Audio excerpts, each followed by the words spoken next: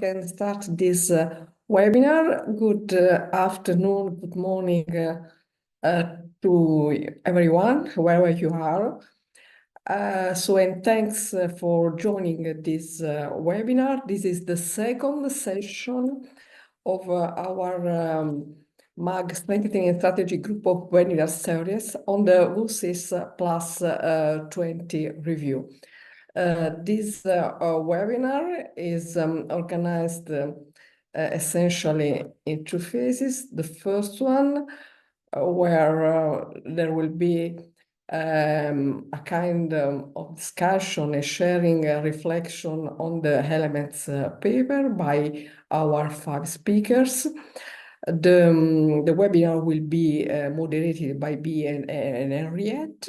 And I want to introduce a little bit our 5 speakers.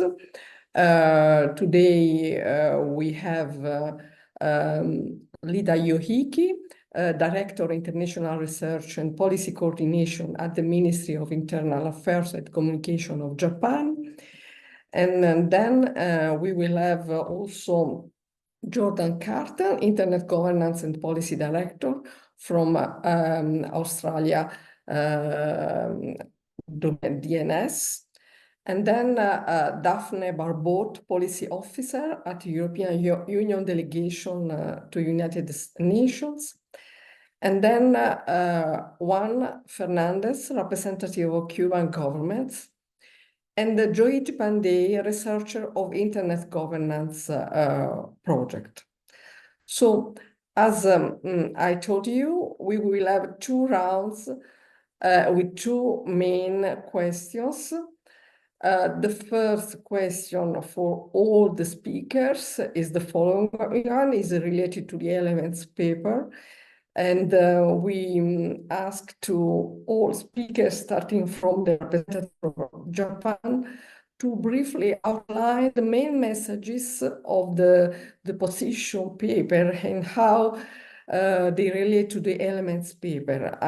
We are asking to share the main areas of alignment or divergence that they want to emphasize in the paper they shared. Okay, so now I give the floor to the first speaker, Lida Yohiki. Please, the floor is yours.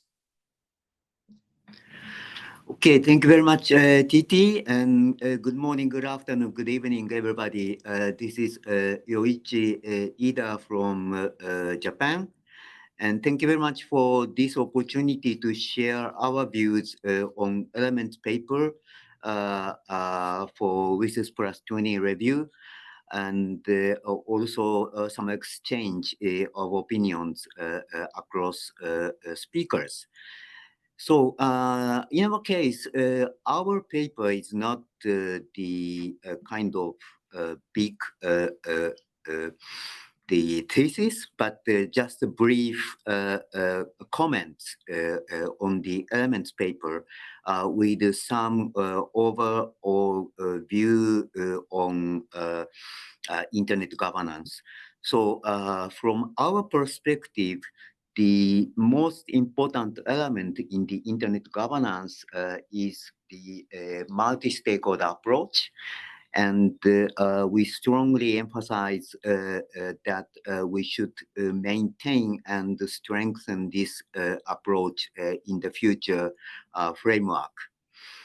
And that is the core element, but we also incorporate other elements such as inclusivity, and also the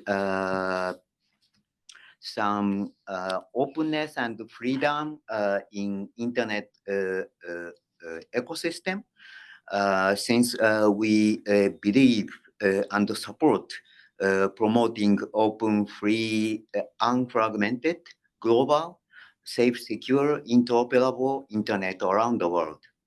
So these are the core elements, and if we look at the element paper from this perspective, we basically find the structure and the probably around 13, 14 elements picked up in this paper supportive for us. We see from our view the most important elements are probably several elements spread across the paper, starting with the bridging digital divide and the enabling element, environment, and the human rights and ethical dimensions. And also, we put a strong emphasis on the element of internet governance and data governance and artificial intelligence. And probably one of the most important elements is capacity building. So these are the most important factors for us, and if we follow the specific descriptions, we mostly found those expressions are acceptable for us, but we saw some divergence from our point. For example, in the section human rights, we found the expression on permitting restrictions on expressions in order to protect the rights or reputations of other people in the paragraph 48, which looks unacceptable for us, but we have to scrutinize this intention of this sentence.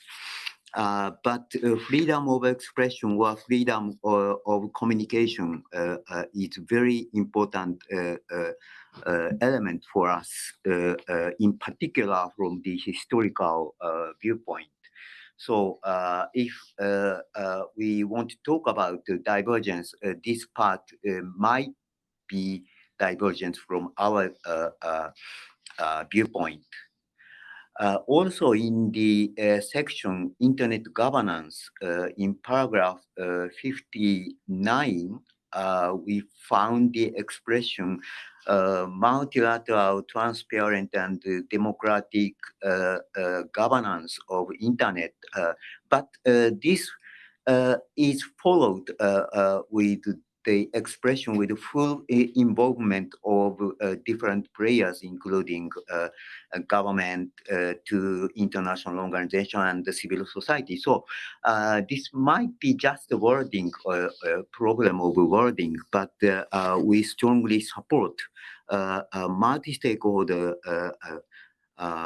governance of Internet, which is not government-led and top-down, but inclusive and bottom-up approach. Other part of this section of Internet governance are more or less supportive for us, but they're acceptable for us. And related to the paragraph 62, we expect the renewal of mandate should be addressed in the zero draft, and our government is now pursuing the way to perpetuate the IGF framework in the future. From the past 20 years experience, we believe this framework of Internet Governance Forum, which embodies the multi-stakeholder approach with possible inclusive coverage of the participants, is indispensable. And we at this moment we try to pursue to perpetuate this framework. We understand there can be some upsides and downsides, and we know we have to elaborate this approach, but at this moment we support perpetuation of this framework.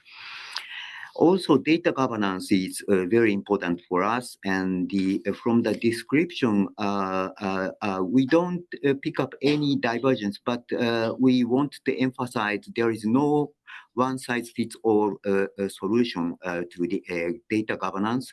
And I think the diversified discussion with the various stakeholders across different communities should be implemented here. We expect this multi-stakeholder approach data governance discussion can be promoted in this framework of Internet Governance Forum. Artificial intelligence is most controversial section, and our position is we have covered all necessary points for AI governance in the discussion of global digital compact. So the role of WSIS+20 review is to complement the implementation of GDC outcomes, and we don't want to duplicate the discussion here. And in paragraph 73, we found the expression global governance deficit in AI. And this is not a comfortable expression for us. We, of course, believe the current situation of AI governance is not sufficient at all, but we also recognize various efforts by countries and regions and all stakeholders around the world to build up the AI governance. And we do not call this situation deficit. Okay. Thank you. So, okay, thank you very much. So these are the major points, and I look forward to the further discussions. Okay, so thank you, Yoigi, for this important summary, highlighting the divergency, also the convergence with the Hellemets paper. Now I give the floor to Jordan Carter. Thanks, Titi, and hello, everyone. I'm going to try and use some slides, but I'm using a different computer than usual. So if I break everything, please let me know. Is that showing up okay on the screen as a slide? Yes, Jordan, we can see them. Thank you. I'm going to be very brief. I was given a task today. Oh, it's automatically slide showing. That's helpful. To talk about auDA's Internet Governance Roadmap. So I'm going to do that and draw the linkages between that and the Elements paper. And I'm going to conclude briefly with the linkages between that and some comments on the Elements paper by a technical community coalition that I'm part of. I'll try to keep it quick and pick us up some time. We did a roadmap at auDA in 2023 as a sort of form of a non-paper, if you like, about the broader internet governance scheme. We saw the GDC coming up, we saw the WSIS coming up, and we have a foundational view that the multi-stakeholder model of internet governance is what lets the internet be the internet. It lets it be that resource that can sustain human development and all sorts of economic and social opportunities. And that these two UN processes formed the inflection point that everyone's been talking about, a critical juncture. So we called for a number of things in that paper. We wanted to see some community dialogue about principles shape internet governance. We called for a Net Mondial +10 event in that. There were some successes there. That's why there's a green tick. Some issues around broader cooperation, some goals to set direction. The IGF leadership panel has been doing some work on that. And we wanted to see greater technical community leadership in internet governance. We think the internet's technical communities have a key role in informing, in implementing the decisions and conclusions of internet governance. And so they need to be a key stakeholder with a voice at the table. You can read that on the auDA website if you like. And there are some linkages with the Elements paper. In terms of what happened at Net Mundial, the Sao Paulo guidelines, I think, may have had some influence on the way that the Elements paper has been built. The quite improved consultation engagement process of the co-facilitators compared with the GDC.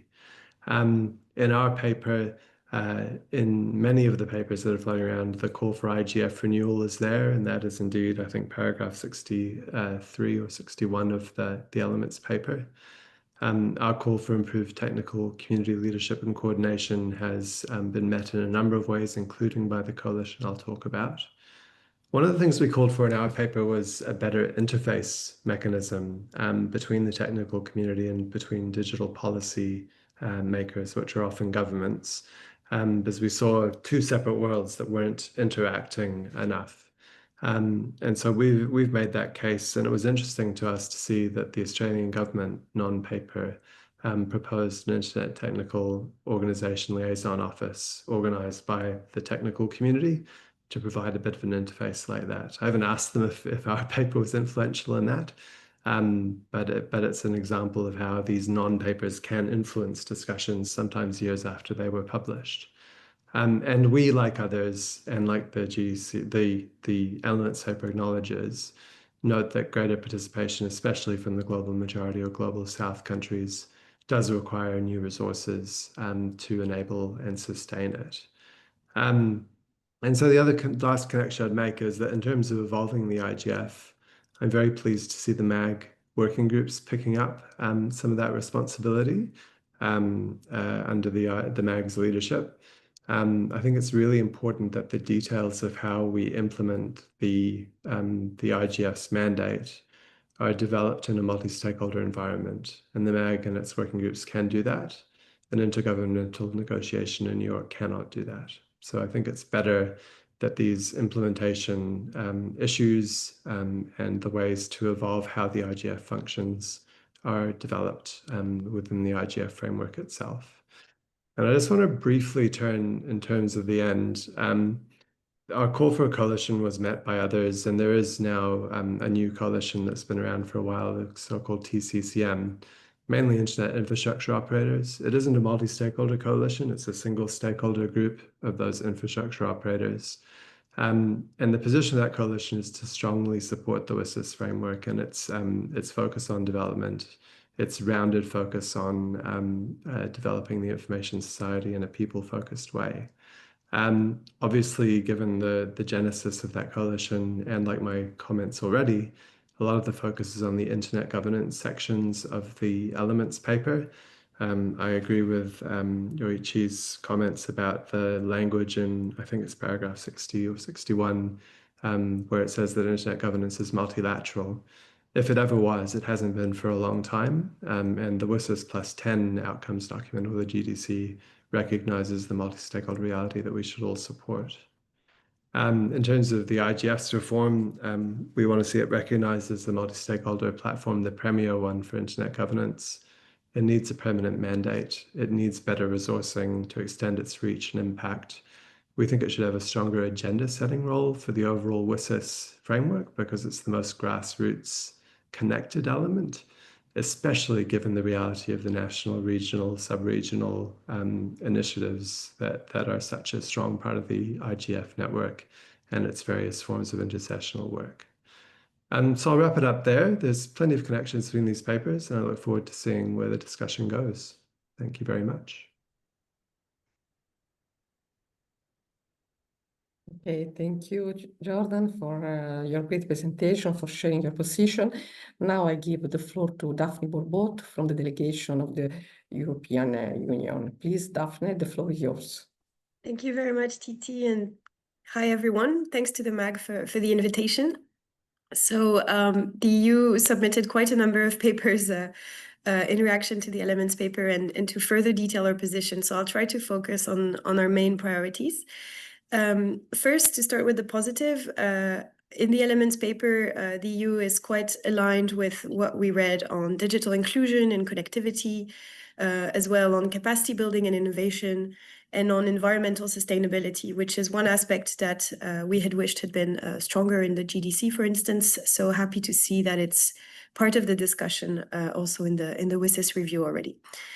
The points that we would like to see strengthened, let me highlight three.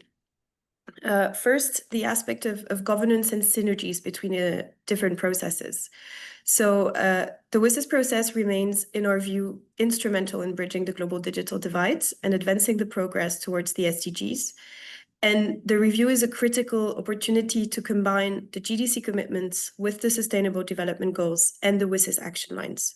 So here, the EU proposal would be actually to build on the work that's already been done, notably by UNGIS, by developing implementation roadmaps to align the WSIS action lines with the SDG targets and the GDC commitments. And that way, really looking at the implementation aspect of the WSIS framework to see how we can create the synergies we need and avoid duplication and simplify also the reporting and follow-up on the implementation of those action lines.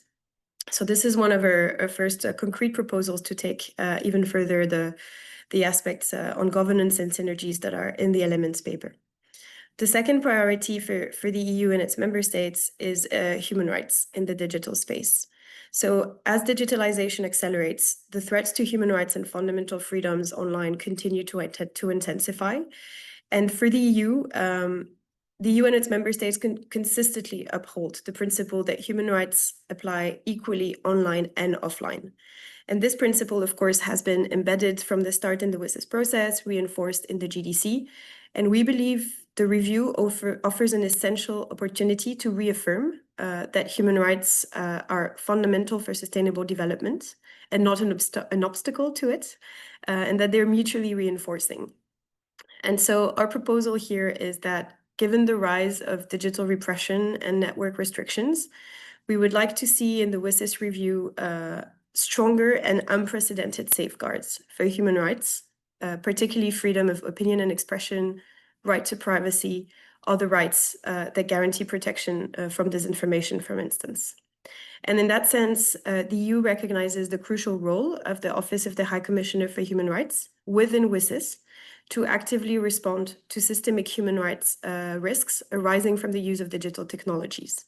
And so in that sense, we are calling also for a stronger and more formalized role to give to OHCHR in the implementation and follow-up of the WSIS process. The third priority for us is internet governance and the multi-stakeholder model of internet governance. So echoing what the two previous speakers said, actually, we were a bit surprised by the language around internet governance in the elements paper with this focus on multilateral, which is not reflective of the state of multi-stakeholder governance of the internet as we know it. Therefore, for the EU, it is a priority to defend the open, free, global, interoperable, reliable, and secure internet through this multi-stakeholder governance. And this was established, of course, in the Tunis agenda. We want to uphold this and make sure that the implementation of the WSIS action lines continue to follow this model. So in this, we would like to, in the review, fortify the existing inclusive, human rights-based and human-centric multi-stakeholder governance model of the internet to preserve its unity, interoperability, and openness. And in particular, we would, and I'll speak more about the IGF later, but as an overarching principle, this multi-stakeholder approach to internet governance and to digital processes in general is a big priority for us. So beyond the governance model of the internet, we are calling for stronger multi-stakeholder inclusivity in UN processes dealing with digital governance and digital cooperation. And so we're very grateful for this discussion today, which is an embodiment of those discussions that we're really in favor of and happy to contribute to. Maybe before I give the floor back, one point on cross-cutting issues.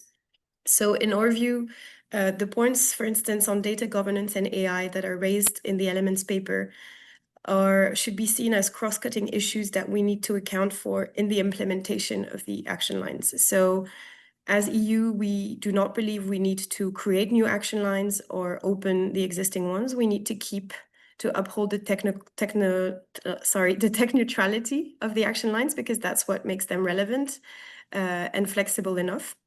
So our proposal is rather to have maybe some dedicated sections in the review, or whatever shape it can take, but to look at how, for instance, AI can help advance the implementation of the different WSIS action lines. And we can go in detail and look at the different targets, but we don't believe we need a specific action line on AI, for instance. And similarly, gender equality is a strong priority for us. The gender digital divide is a reality. And so here, rather than renegotiating language around gender in the WSIS review, which is not the main focus, we would like to see how we can take into account the gender dimension better when we implement the WSIS action lines. And how can we ensure that those action lines and the actions we're implementing together contribute to empowering women and to closing the gender digital divide. Thank you. Okay, thank you, Daphne, for sharing these important points of your position. Now I give the floor to Juan Fernandez from Cuba government. Please, Juan, the floor is yours. Good morning or good afternoon to everybody. The Cuban contribution is actually very brief, only 3 pages and 4 points. And some of the points in this contribution was enhanced in the answer to the elements paper questionnaire. I think that the link to that answer was also circulated to the group. So I will be very brief, and the documents are all both very brief, so you can check and make any questions. About the contribution, the first of the 4 points is that we believe that the outcome documents of both phases of the WSIS remain fully valid and should be reaffirmed. We remember that these documents were negotiated very thoroughly during more than 2 years. So we think that should be reaffirmed as it was done in the Summit of the Future. In the answer to the questionnaire, we go into more detail about what we consider are the main results, or the main things that should be kept from the WSIS document. So maybe I could refer to that later. Then we go to another part. The second point is about the mechanisms, about how it will be the follow-up of this. And we say that no new mechanisms and process should be created for the implementation and follow-up of the WSIS and the Global Digital Compact.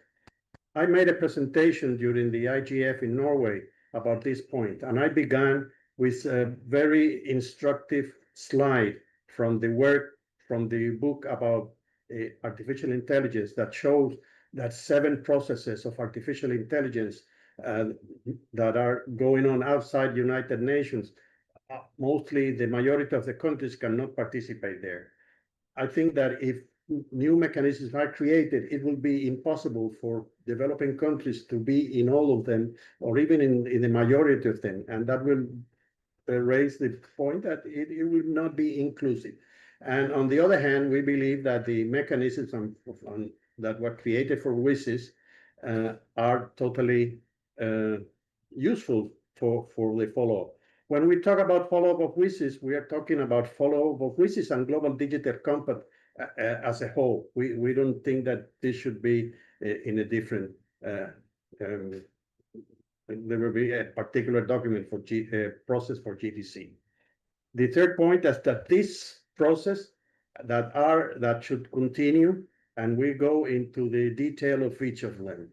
We think that the Internet Governance Forums, of course, has developed, all these NRIs and all that. So we believe that it should continue. It has proven its value, especially as an agenda setter. I remember that Vince Cerf in the IGF in Saudi Arabia, he mentioned something very important, that he said that maybe the IGF is not the place to solve all the problems, but it's certainly the place to frame the problems. And I think that the IGF has that unique characteristic that anybody, especially when the IGF Global are held in developing countries, very people that seldom voices are heard at the global level are heard at the IGF. So I think it's very valuable, and the mandate for policy dialogue is already in the WSIS document, so it should continue as that. I don't believe that the IGF is a place for negotiate documents or to create decision. Is for that, for framing the problems and then to pass it to the pertinent bodies to discuss. We believe that the Commission of Science and Technology for Development, that has been an intergovernmental space for the follow-up and review of WSIS, should continue, of course, including the GDC.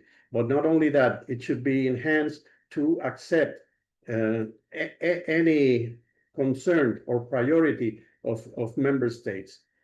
As a matter of fact, that's the way that's been doing. I remember that in the last years, in 2024, during the negotiation of the CTI document resolution, it was proposed that the data governance was a topic of interest for member states. So it was the proposal, originated the proposal to create a working group for data government that was later picked up in the GDC document in paragraph 48, and now that working group is working. I think that's the kind of thing that the CSTD, because we all have to agree that there's the need for an intergovernmental space. Somebody could argue, okay, there's already some intergovernmental space in some other places of the United Nations, for instance, in the open-ended working group for cybersecurity, also in some agencies like the ITU or some other. But what we're meeting is that within what is called the WSIS framework or the WSIS architecture, there should be an intergovernmental space for the states do what member states do in the UN system. And we believe that the Commission on Science and Technology for Development could be the place for doing that, of course, with adjusting, the secretariat and all the intercessional work that it has to do. On the other hand, we think that the WSIS Forum should continue, but especially focusing in the action lines, in the review and action line, in the accountability of the moderators and facilitators of each action line. Because, of course, in the IGF, we can discuss policy. In the Commission of Science and Technology or in some other body, there should be some decisions taken and some recommendation, but all that has to be translated into actions. And the actions have to be reviewed someplace. Of course, many actions will be reviewed in some other places, but the action lines of WSIS should be a sort of clearinghouse in which, for instance, I will put the example that I made this example also when the Undersecretary of UNDESA was in Norway in the meeting that he had with the MAC. I will put the example of the action line on cybersecurity. Cybersecurity has been discussed in many places. As I mentioned also before, in the open-ended working group in the United Nations. Also, there's some other processes outside of the United Nations, like the London process and many other ones. But the action line of the WSIS should be the place where all those processes converge in a way that if somebody cannot go to all those places, if it goes to the action line, they can have some sort of follow-up of what is going on in the information society regarding cybersecurity. And the same should be of the rest of the action line. In this sense, it maybe could be interesting to have an action line, I don't know, for data governance. That could be one of the results of this working group, or maybe an action line for artificial intelligence, or maybe for some other. With that concept, the concept that is that not all the work is done in the action line, but the action lines is a place where all the results of the actions that are being taken place everywhere can be reviewed, can be consolidated, and people can interact with that. And of course, we don't mention it here in the contribution, but we put it in the answer to the questionnaire, that this is the fourth thing. We didn't put it here because, well, we take it for granted that all this at the end goes to the General Assembly of United Nations. As a matter of fact, that is happening every year. Every year in the General Assembly has 1 or 2 days for information society, where the resolution that is approved, that is negotiated in the CSTD, that is then approved in ECOSOC, are presented to the all member states, because the General Assembly is the more inclusive body of the United Nations, and in the end, that should be the place for a very high level political review, not for the nitty-gritty details, but for the political review, there should be a place. And I repeat, as a matter of fact, that is happening every year. There's 1 or 2 days for information society. I will leave it there. I know that I think that in the elements, the response to the questionnaire, we raised some other topics that you may find controversial. Maybe you will ask me at the end. Thank you. Okay, thank you, Juan. Now I give the floor to Joyit Pandey from Internet Governance Project. Joyit, the floor is yours. Thank you, everyone in the working group on strategy. This is an excellent initiative, and I look forward to participating in other sessions. I will focus on 3 priorities derived from our submission. The first has got to do with the Internet Governance Forum. Perhaps the most enduring and significant achievement of WSIS has been the creation of the Internet Governance Forum. For nearly 2 decades, the IGF has been the beating heart of that multi-stakeholder vision, a space where government, civil society, private sector, and the technical community can meet on equal footing to discuss the most pressing digital issues. Contrary to the idea that it is just an annual conference, the IGF has evolved into a living ecosystem. It has fostered trust, built communities of expertise, and generated policy innovation that would have been impossible in purely intergovernmental settings. Yet, for all its success, the IGF still operates without a permanent mandate, leaving its future vulnerable to political shifts. There is also a troubling disconnect between the WSIS Forum and the IGF, 2 processes that share roots, but too often proceed in parallel rather than in concert. Addressing these structural gaps must be a priority if the WSIS is to remain relevant in the decades ahead. The second issue I'll focus on is human rights. Human rights have always been central to the WSIS vision of a people-centered, inclusive, development-oriented information society. The principle is simple. The same rights people have offline must also be protected online. But the current Elements paper risks eroding that commitment. While it reaffirms rights in principle, its operational language gives governments broad leeway to restrict them in the name of national security, public morals, or vaguely defined integrity. This risks legitimizing censorship and mass surveillance. If WSIS+20 is to be true to its original vision, it must send an unambiguous message. Freedom of expression is non-negotiable. Human rights exist to constrain state power, not to provide a legal cover for its expansion. We need clear, actionable commitments that address real threats, censorship, shutdowns, and mass surveillance without wrapping them in the language of ethics that can be turned against the people. Thirdly, the digital economy. The digital economy underpins almost every WSIS priority, from bridging the digital divide to enabling education, innovation, and development. Private investment in broadband, cloud services, fintech, and digital platforms has expanded access and created new opportunities for millions. Cross-border flows of data, capital, and knowledge have accelerated innovation, including in emerging technologies like AI. But this progress is increasingly threatened by digital sovereignty policies that fragment markets and undermine interoperability. Restrictions on data flows, services, and technology supply chains risk reversing the very cooperation that has enabled the growth of the global digital economy. The WSIS+20 outcome must recognize the digital economy as a cross-cutting priority and explicitly reject sovereignty frameworks that weaken the open, interoperable foundations of the internet. In conclusion, WSIS+20 is our chance to take stock and make the adjustments needed to stay relevant in a fast-changing world. Looking forward, WSIS must continue to be people-centered, inclusive, development-oriented, but also adapt to the realities of today's digital ecosystem. Internet governance is no longer just about the internet. It is about governing digital technologies across the board, from AI to cloud infrastructure to cross-border data flows. The IGF must reflect this broader scope and evolve into a genuine multi-stakeholder partnership, not a UN-controlled process. We must strengthen integration with national and regional IGFs and ensure that agendas are shaped from the bottom up, incorporating proposals from local communities and the public. The IGF has shown us that multi-stakeholder cooperation works. To meet the challenges of the next 20 years, we need to give the IGF a permanent mandate, make human rights protection more than just words on paper, and anchor the digital economy firmly within the WSIS framework. This is how we preserve the original WSIS vision while making it fit for the future. Thank you. I will pause here now, and I'm happy to be called upon to add more details. Okay, thank you, Joiti. Now I give the floor to Henriette for the second round of this session.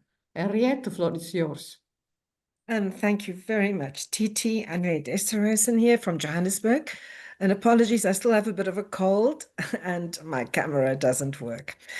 I just want to start off by really thanking all the authors of these papers. And I know it's not just those of you on the call, there are other people who collaborated.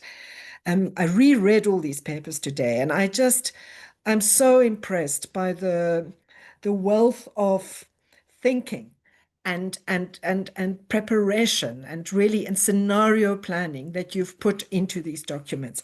So everyone on the call, if you've not read these papers, please read them. My first question, which I'd like the EU to start, but then in fact, if everyone can respond, you all support the multi-stakeholder approach in different ways with different degrees of emphasis. And I think the EU goes quite further by emphasizing the need for applying this approach to UN processes more broadly. But what's not always clear to me from all the papers is where you see the parameters or how you see the parameters of multi-stakeholder participation versus collaboration versus decision-making. In the Cuban paper, there's a very specific reference to the need for governments to be able to propose topics for discussion among governments. But none of the other papers really address this. So that's my first question to you. And if you all could just be quite brief, but do you see a difference in the context of WSIS between the broader goal of inclusive, more effective multi-stakeholder participation and actual decision-making and policy-making? So do you see policy-making within the WSIS context as needing to be done by governments, but with participation from other stakeholders? Or do you think we actually can make all the relevant decisions in a multi-stakeholder manner between different stakeholders? So Daphne, if you can start and also just say a bit more about your creative idea about making the UN more inclusive and multi-stakeholder. And then we can go to Mr. Ihido and then to Jordan, Juan, and then Jyoti.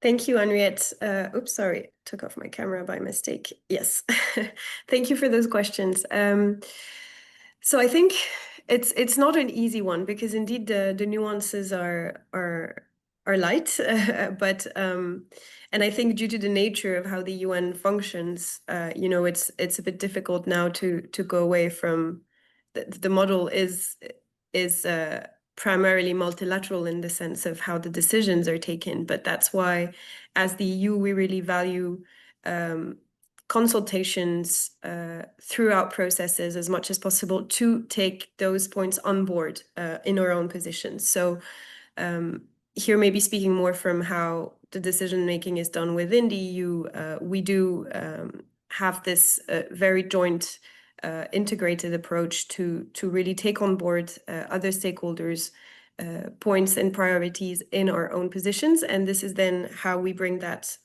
to the United Nations discussions to reinforce those messages that are coming from different stakeholders. Maybe so the way we see that at the UN is in wanting to do that. It's the way it's happening now for the WSIS process. This is something we're really grateful for, also to the co-facilitators, to Abenya and Kenya, for having organized and organizing several conversations where all stakeholders are around the table together and can listen to each other. So this for us is very valuable. And this is why we had initially, at the beginning of the process, also suggested the creation of this multi-stakeholder sounding board, which we saw as a tool to help the co-facilitators process and understand better also the contributions from the wide range of WSIS community members to ensure that it can meaningfully be taken on board. And it's not just kind of a tick the box exercise is often the risk that we see, but that there's actually a conversation around those different priorities and views coming from different perspectives. And yeah, maybe I'll just stop at this for now so we can let others speak, but happy to come back more on that and also more specifically on the IGF itself or other processes. Thank you. Thanks for that, Daphne. And just to add, I think your roadmap idea is so good because I think that can also then create an opportunity for very deliberately and contextually applying the multi-stakeholder approach in those particular areas.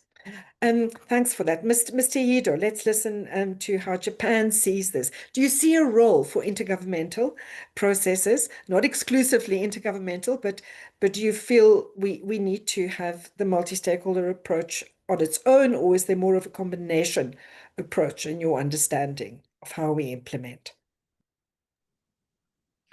Okay, thank you very much. I will be very brief, but from our perspective, the multi-stakeholder discussion is very important. So we hope we implement the discussions and consultations with various stakeholders. Probably there can be some exceptions. We have to discuss only across the government, but in the end, we need some process of consultation with other stakeholders. So from this point of view, I would echo the comments by Huang, if I remember correctly, that the IGF and the multi-stakeholder forum is a forum to exchange opinions and discussions, but not make decisions and negotiations. So I think in the end, the policy has to be decided by the government in individual jurisdictions. But during the process of discussion and the consideration and consultation, we need a multi-stakeholder approach. Thanks very much for that. And Jordan, what about you? Sorry, just unmuting. Henriette, this could be a whole other webinar, the question that you've asked. And I just offer a few personal reflections as I think about this a lot. Certainly the working methods of the IGF are not those that would sustain it having a policy decision-making role, and neither does its mandate. I think I share the sentiment of the Net Mondiale +10 event, which called on digital policy processes where governments do need to make decisions to be more inclusive of multi-stakeholder engagement. And there's a long spectrum, I think, between just a dialogue and decision-making, where well-convened, well-structured dialogues can establish norms, set directions, and put issues on the table. Sometimes they can discuss issues in a way that intergovernmental processes simply cannot because of the state of the world and politics and the way that countries are relating to each other or the way that political leaders are interacting with each other. So I think the world needs more cooperation, not less cooperation in so many domains. And so if there were ways to pick issues and organize specific gatherings of the right stakeholders around them to solve, or if there are ways to set norms or at least establish them in a way that is clearly sort of has all the advantages of the right assemblage of stakeholders. It's workable, it's built in the compromises. And if governments, through their sovereign power, choose to implement the outcomes of those sorts of dialogues and processes, we'd all be much better off. Technology policy, digital governance, internet governance would be founded more in the technical feasibility probably in a better balance of interests than is currently the case. So maybe I sound like a naive idealist in saying that, but I genuinely think that this method of forcing people to argue through to some kind of a consensus with all the interests at the table is better than a consult and then we decide based on our political interests model. That's my personal view. Thanks for that, Jordan. And Juan, what about your view? So, well, I think the previous speaker from the European Union and also Japan said more or less what I wanted to say, that of course the consultation has to be with all the stakeholders. As a matter of fact, that was also in WSIS document. The WSIS document were are very wise document, you know. There they says that collaboration has to be, of course, with all stakeholders, but with important caveat within the respective roles and responsibilities. That is very important, because to try and to try to say that the responsibilities and roles are the same, it's really unrealistic.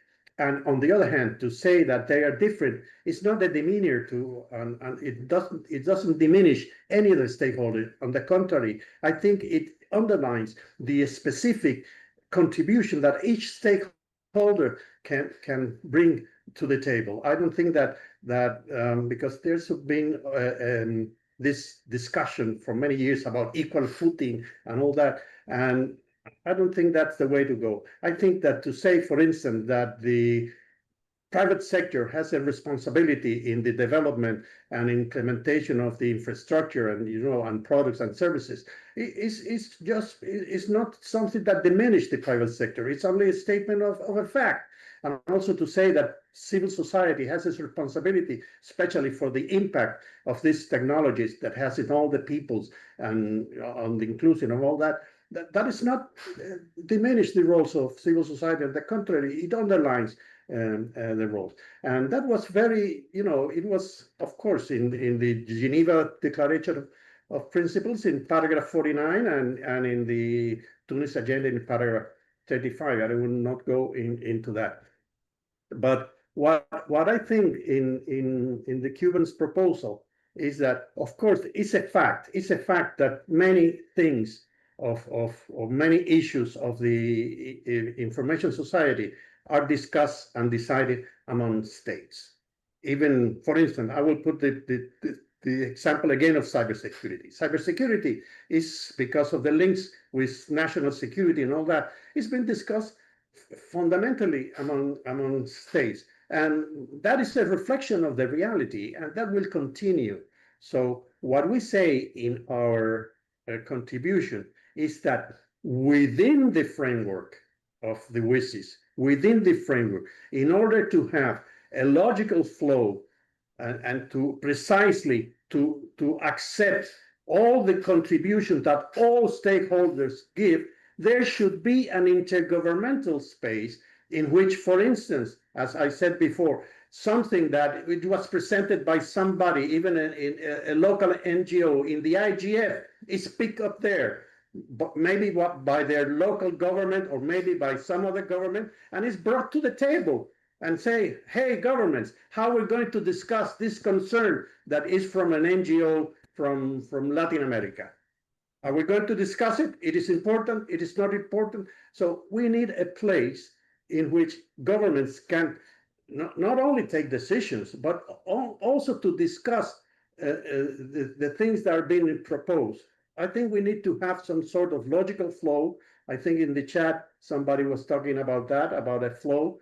And I think it's natural. It's a fact, of course. On the other hand, this is a young technology in historical terms, so it's still in flux. I think there's a lot of things that the governments and the rest of stakeholders needs to do in order that this technology serves humanity and not the other way around. I know that there's some tendencies, and everybody knows there's some tendencies that are not very nice. I think that even Tim Berners-Lee in an article many years ago, he mentioned those things. I hope that the IGF is a good place to raise those concerns in the future. But I believe this is a very young technology. So the way that it will be regulated, because in the end, all technologies that affect humanity gets regulated one way or the other. It's still in flux. And as a matter of fact, what we're doing now in WSIS+20 is trying to put a stone into this building that will make this technology more mature. Thank you. Thanks, Juan. Jyoti, what about you? Thanks, Henriette. I agree with Avery that asking for one version of the multi-stakeholder model to make all decisions will be problematic. But I also do believe that the effectiveness of any multi-stakeholder process depends on three things: the relationship to the decision-making authority, how stakeholders are represented and selected, and whether there is adequate funding support for participation. On decision-making authority, I believe we need to move away from models where stakeholders are purely advisory and can therefore be ignored. The IGF has proven valuable as a discussion space, but its outputs often lack traction because there is no formal pathway for its recommendations to influence existing or future policy processes. To strengthen the WSIS framework, IGP has proposed that the UN Office for Digital and Emerging Technology establish structured multi-stakeholder dialogues to develop consensus on digital governance norms, focusing on policy issues that have matured within IGF discussions. However, any such mechanism should be developed with the caveat that and should also address the historical exclusion of non-state actors in UN-led processes. Critical reforms should include implementing robust metrics to evaluate WSIS action line outcomes and ensure greater accountability. At the bare minimum, WSIS should explore models where formal advice from the IGF triggers a review or a response procedure, a middle ground between binding decision-making authority versus purely symbolic consultative status. This would give stakeholder input more weight without turning the IGF into a decision-making body. And I strongly support suggestions on improving the IGF's role as a policy agenda-setting body rather than a decision-making body. And thanks a lot for that. Well, I think the one common point in all these responses is that, whereas the WSIS documents gave us the WSIS principles of participation, I think WSIS+20 gives us a much more nuanced understanding of how important it is to apply the multi-stakeholder approach and how to link that to multi-stakeholder decision-making and inclusion more broadly. So I think, maybe we can't cover it all in the outcome document. I think at least we will be able to, I hope we can point to the importance of engaging the application of these principles in much more concrete and in-depth ways. But I want to ask you the second question. We are asking all the presenters at all the webinars this question. Imagine it's 2030. You all supported the continuation of the IGF with slightly different nuances. What would you like that IGF in 2030 to look like? In terms of its institutional architecture, its broader ecosystem, and then deliverables. And maybe if you can all think of one deliverable you would have liked the IGF to achieve. It doesn't have to be particularly concrete, but something you'd like to see the IGF have contributed to our broader community. I'm going to go backwards this time. So Jyoti, let's start with you. And I want you to actually, if you can, in your response, comment on how you see the relationship between the IGF and the office the ODET office, because you do elaborate on that quite a lot. But yes, what does your IGF in 2030 look like? It would be also good if some of you, those of you who address this, particularly Daphne in your paper and Juan in yours too, you talk quite a bit about the SDGs and the link between WSIS, the IGF and the SDGs. So if you want to reflect on that in your description of the IGF in 2030, please do. Jyoti, let's start with you. On the relationship with audit, I think just to give a little bit of context, we were coming at it from the perspective of having existing mechanisms take forward the discussions and policies that are already being engaged with at the IGF. and to basically address the issue that, there is a wealth of information, knowledge sharing that is happening at the IGF, but there are policy processes that are fragmented, both domestic, around nationalistic lines and around themes, and therefore we need some kind of a body so the IGF has served us very well because it has managed to stay out of a lot of the politics, because precisely it is not a decision-making or a policy-making body. So how do we then outsource this very important function without straggling the IGF with this kind of a problematic role in the future? So that was where the audit and that suggestion was coming from. How I see the future of the multi-stakeholder model, I think we need more transparency and fairness in representation. Formal representational structures where each stakeholder group has agreed to a number of seats can ensure balance, but only if those groups get to choose their own representatives from the bottom up. Top-down selection by UN bodies can sometimes risk undermining legitimacy.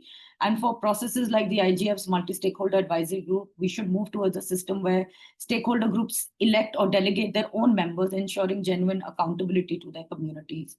I think another very important issue I would like to see sorted in the future is the funding issue, because it goes to affecting a lot of these other moving parts of the IGF, which is who gets to be a member, who gets to participate, who is investing their time and energy in actually improving this particular forum. So I think with respect to the future, I would expect the funding issues to be sorted. I would want to see IGF having a more permanent mandate, move towards a more agenda setting role, and ensuring that all of its knowledge creation is feeding into policy processes and not getting lost in the chaos of national governments trying to exert their control over the digital economy. Thank you. Thanks, Jyoti. Juan. Well, you asked me, what do you think that the IGF should discuss in the future? What would you like in 2030 the IGF to look like? And if there's any particular achievement you would have liked it to have made by then? Okay, well, I would like the IGF, not in 2030, I would like from 2026 to be more politically incorrect, in the good sense, because somebody said, I don't remember who, somebody wise from the IGF group, that the IGF has been a little bit conservative because the renewal was on the line. They have to, not to rock the boat too much. But I think that once the IGF has a permanent mandate, we should regain that aspect of really the place to raise the real problems that we have, not only in the internet, but in the information society as a whole. As you know, there are many things that are really not good, that the laissez-faire method has not solved and should be addressed. At least they should be discussed. I know that many people do that. I can put examples. For instance, do the internet is helping the young people to be more enriching the life of young people, or it's impoverishing the life of young people? And all the thing that what is underlying in internet is those things that it has views. I have a friend that says that, for instance, a video of a child playing the violin as a virtuoso has a less rating of a video of a child eating a mouse or something crazy like that, because those are the ways in which ratings and things work. So maybe that's one thing. The other thing is the economic aspect of the internet. I think in developing countries struggle, those countries that cannot have a big industry of advertising to finance what is called the free of no cost internet are struggling. It's very difficult to have public service websites and services in those countries, because we have to rethink how the vast money that the internet has created can be reduced. So many things. I think that IGF is the natural place where all the problems that a lot of people have, as I told before, that never are heard at the global level, not only the UN, but at the global level at large, it's the place to raise it. And then to discuss whether it can be solved, maybe at a national level, maybe at the regional level, or maybe at a global level. I think that's why the IGF should be. Thank you. Thanks, Juan. Thanks, Juan. And I think it resonates with Vince's comment in the chat earlier about the IGF as a place where policy choices and the implications, possibly unintended negative implications of those policy choices, can be discussed. Jordan, I know you have to go, so your turn next. Thanks, Henriette. And it's a great question.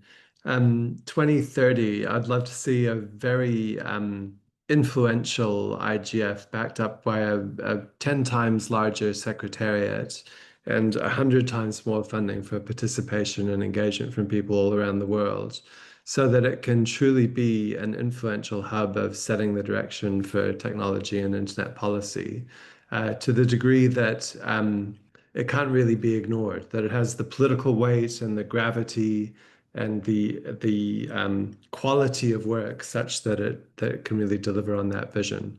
And a practical thing that it could have done by then, its working methods will have evolved so it can spin up specific groups of stakeholders to solve some particular problems. I don't know what those might be, maybe scams on the internet as a single example.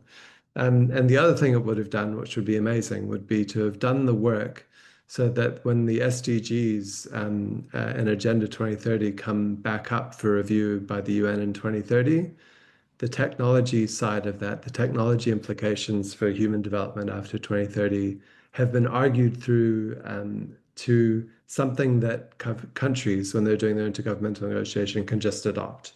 That would be a real test of the IGS medal. Thanks very much, Jordan. Those are really useful, so that we actually have a sense of being prepared, being able to anticipate and respond rather than constantly just catching up. Daphne. Thanks, Henriette, for a great question, and very interesting to hear the other replies. I think we all have a similar kind of ambition for the IGF.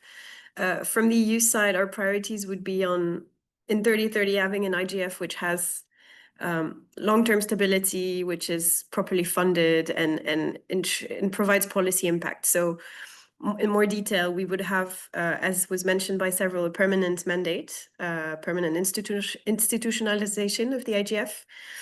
We'd have very specifically an IGF Secretariat Director to also bring up the Secretariat itself in the UN system and indeed endow it with more people. Funding, of course, that's been mentioned. So we are in a difficult situation financially at the UN. So our proposal is not, if we can't increase the budget, to reallocate existing funds towards the funding of the IGF and its secretariats, still complemented, of course, by voluntary contributions. And this funding should also be targeted at enhancing the involvement of developing countries' representatives in the IGF and also of marginalized groups, so we can always improve the inclusivity and representativity of the forum. We would see also an IGF with stronger national, regional, and youth initiatives who can provide input and contribute to the discussions. And on the more policy side, so I really like how this was framed earlier about the agenda setting role of the IGF, which can then be taken up in the decision-making bodies of the UN. So to achieve that, we would also see a reinforcement of the multi-year thematic tracks and more actionable sessions post-IGF to follow up on the discussions with simple and focused outputs. And we would link those IGF conclusions to the WSIS action lines by mandating that, for instance, the conclusions of the IGF annual meetings be presented to the relevant WSIS action line facilitators so they can integrate them, linking that with the idea of the roadmap that I mentioned before, linking the implementation of the action lines, the SDGs and the GDC. So here having a bit of a more automatic flow also and linkage between the different tracks and having this agenda setting, helping this agenda setting role, I guess, of the IGF. And another idea we had that how we picture the IGF in a few years is to establish some multi-stakeholder governance labs. I mean, this is just a name we've given them, but of course any concept can be used. But our idea would be to increase and have more collaborative and adaptive spaces within the IGF, where diverse stakeholders, so from the whole range of stakeholders involved in the IGF, can jointly explore, anticipate, test, and come to common understandings on the impact caused by the deployment of technologies on internet governance, and to identify together solutions on how to address them. And so building on these existing structures, such as the policy networks, the best practice forums, the dynamic coalitions, etc., having those labs sort of to examine those different the different impact of technologies and how it impacts differently also different regions and populations, etc. So this is with an idea also to attract new and more diverse participants into the IGF, such as young people, but also specialists in different emerging technologies who could help us collectively assess the impact that these tech have on internet governance. And so having this a bit as a further input for the discussions going forward. And as this was mentioned, there is indeed the review of the post of the Agenda 2030 that's coming up. So definitely would see the IGF having a strong role in shaping that agenda. Thanks. Thanks, Daphne. But before I let you go, Vint just asked in the chat, this idea of having a executive secretary or a director of the secretariat, which the UK also presented last week, Vint is asking, what would the role of this person be? Are you thinking of this as the role that used to be played by Marcus when he was executive secretary, or do you have more of the knit and decide type role? Just tell us a bit more about what you see that role involving.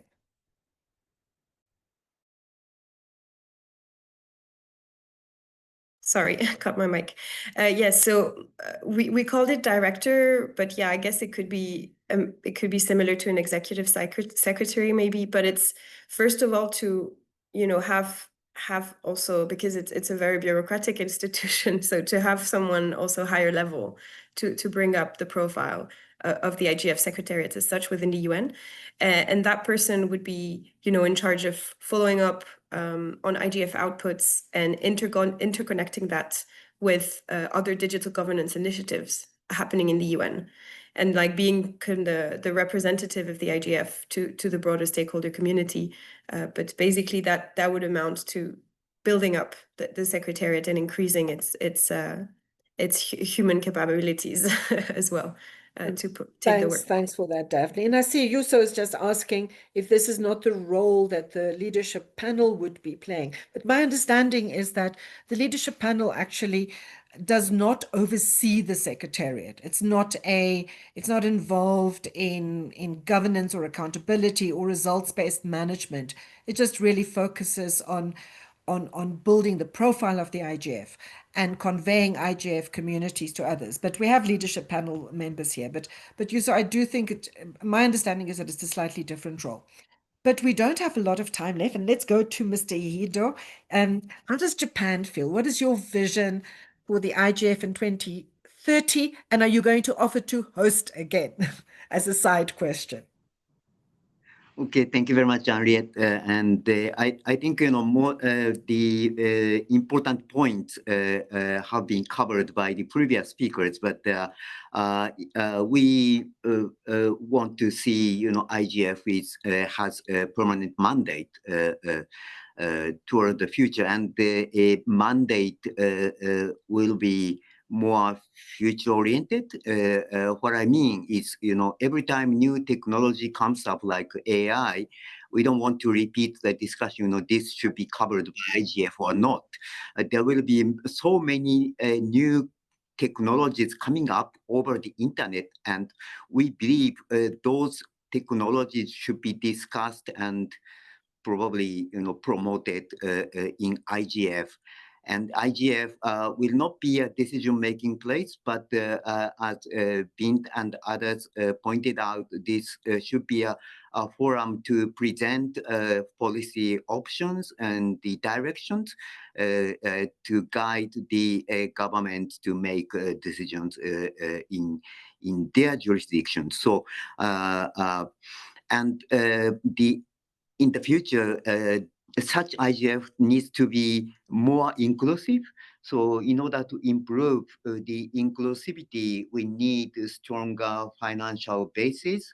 And also, we may need to make use of better use of kind of virtual accessing and the other instruments for, in particular, for the people in the under favorable conditions, not limited to the people in developing countries, but also for the handicapped people and other marginalized people. When we hosted IGF in Kyoto, some people said, there were some barriers for handicapped people. I mean, the physical barriers in the venue. So these challenges need to be addressed, and we need to keep such issues in mind when we continue this important forum in the future. So we hope to see IGF with a permanent mandate, with more flexible and future-oriented, and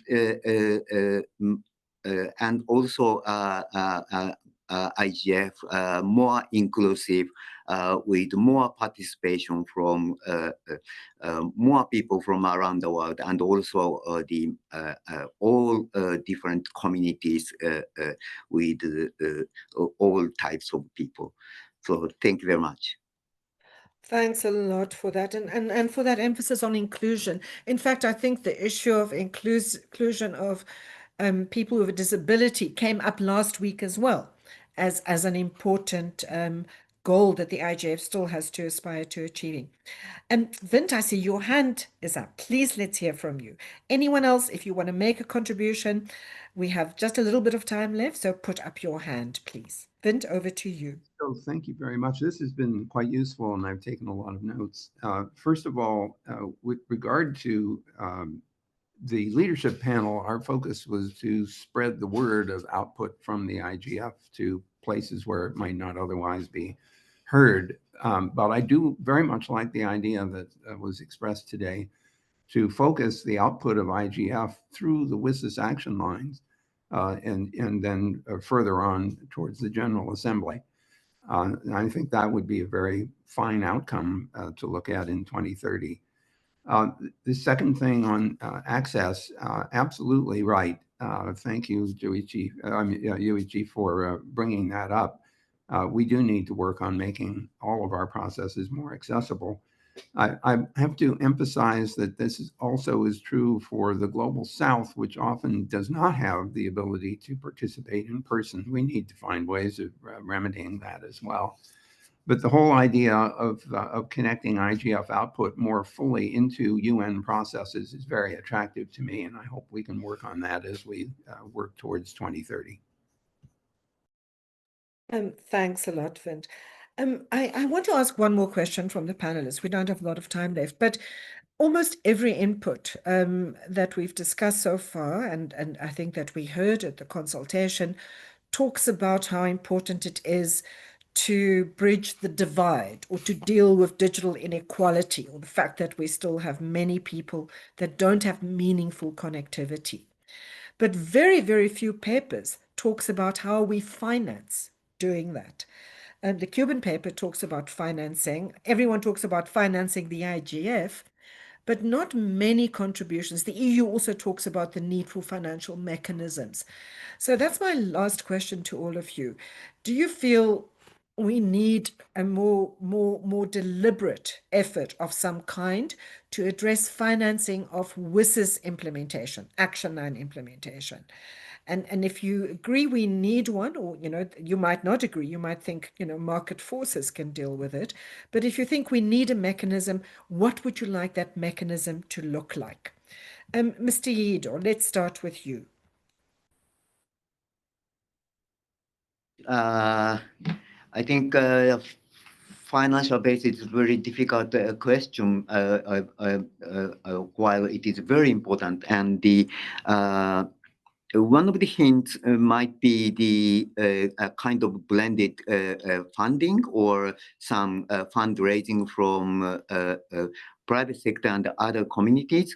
And the leadership panel having been making a lot of efforts to raise fund from different communities. And I think the Bint and the leadership panel made some progress in fundraising, and this is one of the directions we need to pursue. Thank you very much. Thanks a lot. Daphne. Thank you. So on this, I'm happy to say that the EU is already funding a lot of projects to help bridge the digital divide. So through a regular ODA as EU with the EU member states, we're also developing more and more blended financing projects to bring in the private sector investments to help us implement some programs to increase connectivity, especially, for instance, in remote areas, to ensure that there's that more and more people have meaningful access. So just to say that this is indeed something we're doing. It's part of our international cooperation priorities, and so it's not necessarily always easily marked and linked, and that's where there's a lot of work that has to be done to show how those different initiatives are contributing to the WSIS action lines and to the SDGs and to the GDC commitments. But Daphne, you're not looking to add anything new to the WSIS outcome document per se, or are you thinking in terms of you mean creating financing mechanisms? Any kind of reference to financing mechanisms or exploring financing mechanisms? So this, I have to say, is not something I can answer at this stage. It's probably something we're going to discuss more as the discussion progresses, based on what we see in the zero draft. But at this stage, it hasn't really been part of the discussion. I think we need to establish targets, and then maybe once we have set out the ambition, the discussion can then continue on. Do we already have the means in place to implement all of that, or do we need to create something new? But in general, our approach is rather to build on existing mechanisms and initiatives rather than creating new ones, because this leads to sprinkling of resources and maybe loss of efficiency. Thanks for that, Daphne. Juan, Jordan has left, so let's hear from Juan. Henriette, I had to stay to listen to this point because this is very, very interesting. In the answer to the questionnaire, we raised this point. I think in the past webinar, somebody spoke about the former Digital Solidarity Fund that, well, it was never succeeded. I think we need a new fund again. And the source for that fund should be Internet itself. Internet has created vast amounts of resources, and I don't want to get into discussions here. In our paper, we say that it should come precisely from that vast resources that's been created on the Internet. Now, in a personal capacity, I could put an example. You could argue those huge resources. For instance, let's talk not about companies. Let's talk about ICANN, but about the names, the first level domain names that are being auctioned. Who owns those words? When some money is being raised because of the word wine or the word Amazon or something like that, who owns the words? Who owns the words in the different languages? Because it's been in the different languages. So I think that it's logical that some of those resources go back to the community. The same happens from many companies. I answered this long time ago when there was a questionnaire. Remember when there was in the website of United Nations for the IGF+. I will find that and we'll share it to the group, because it was very brief what I said. In that comment, I said, it is good that some people, we don't discuss that some people and companies were smart enough to monetize what the traffic on the internet, and that is good, and that's good that thing has been done. But in the end, there's a fundamental thing, that some of that thing is on those resources are possible because we are users, because we have users. If we don't have users, we don't have those resources. So from an ethical point of view, some of those resources have to come back to the users in some way. That's a discussion that's still pending. It's still pending because, you know, it goes outside the information society, and it has to do with neoliberalism and some other geopolitical things. But I don't want to politicize that. I think that within information society, within this realm, we should have a candid discussion around this. Maybe we will find a way, maybe we'll not, but we have to talk about this. Because in the end, remember, all this technology and internet should be for the betterment of humanity, to make life better for the people in every place. So we have to take all this into consideration. Thank you. Thanks, Juan. Jyoti. Thank you, Andrea. That's a really important question from a Global South perspective, even though I don't claim to represent every view from the Global South.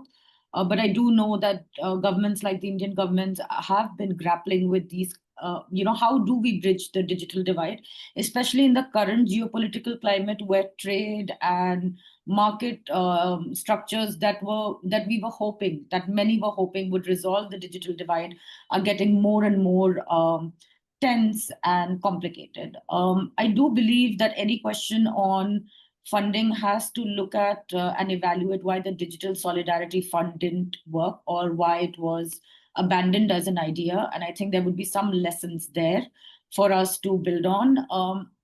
I think having a single source, and this is why IGP's position was about removing the IGF from within, falling under the UN, because being associated with the UN impacts things like funding. So this was one of the considerations why we did call for a separation of the IGF and the UN, or at least we're leaning in that direction. Another issue, I feel that this is the right time to broach this issue, because we do find, because of digital sovereignty and fragmentation, a lot of national governments are introducing various forms of taxations, etc., on digital big tech.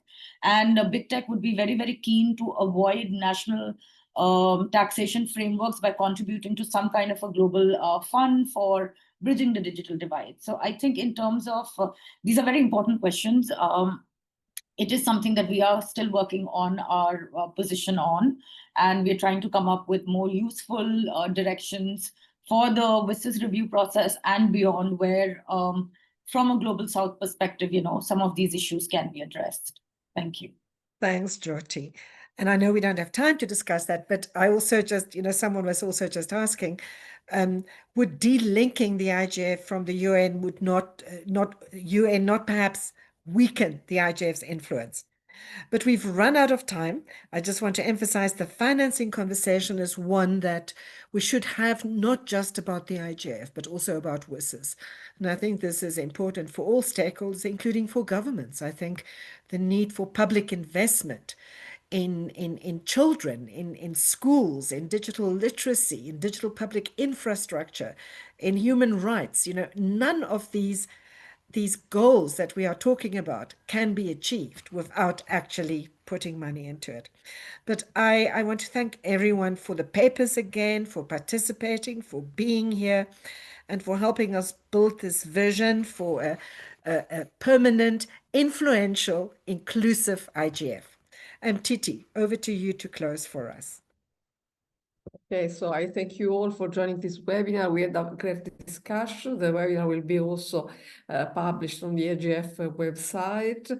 And I just want to thank you and inform you that the next webinar will be on the 21st, will be managed by Chris, and there will be 2 more webinars, one on the 21st and the second one on the 28th, managed by Amrita. So thank you all and have a good day, evening, wherever you are. Bye.